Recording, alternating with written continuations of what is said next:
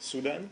Uh-huh. Do you have information about this, the status of this woman, Christian woman who has been rearrested apparently? And since you welcomed yesterday her release, were you in contact with the Sudanese authorities? So the State Department has been informed by the Sudanese government that the family was temporarily detained at the airport for several hours by the government for questioning over issues related to their travel and I think travel documents.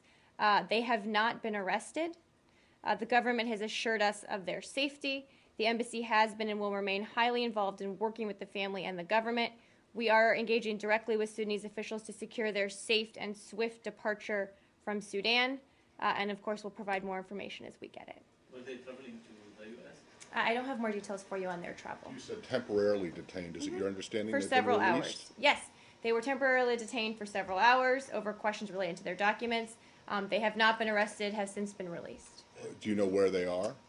We obviously aren't going to get into specific details I don't about know their the location. Address, but and they're still in Khartoum. And the Sudanese government has assured us of their safety, and we are working with the government to assure their safe passage out of the country. Are they being prevented from leaving the country? Again, we're working with the government on this.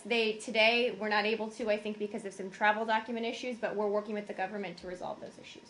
Do you buy this explanation from the Sudanese? And do you think it's just another example of harassment, or do you think it was some legitimate concern? You know, I don't have any details to make that kind of judgment, Matt. I think what we're focused on is working with the government to get them out of the country, and they said they'll work with us. Do you know? Okay, well, so you would consider that to be positive, even though that this is not. We just want the right outcome here. Okay, were there people from the embassy with them when they were detained? I can check on that. I'm not sure. Well, because there is the husband is an American citizen, correct? And so presumably you would be offering. The embassy would be offering. Right, we have been assisting. I'm happy. I don't know the specifics though. It was, I think, a fairly fast-moving and fluid situation. Okay, but do you know enough to be able to say the Sudanese say that they weren't mistreated or that they're safe? Do you know enough to be able to confirm that independently that they weren't? The government's assured us of their safety. I don't have anything to indicate that's not the case. But again, okay, what we're focused on is getting them as quickly as possible out of Sudan.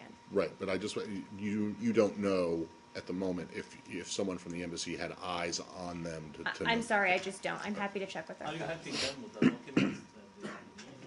I'm not going to go into more specifics about their travel. As I said, we are committed to helping them in general. Yes. Do you know if there's been a formal application for asylum with the U.S. government on her behalf? I think for any of those questions, you need to check in with Homeland Security and Customs and Immigration. I think they're best able to answer those. Mary, can I go back to the Palestinian-Israeli issue?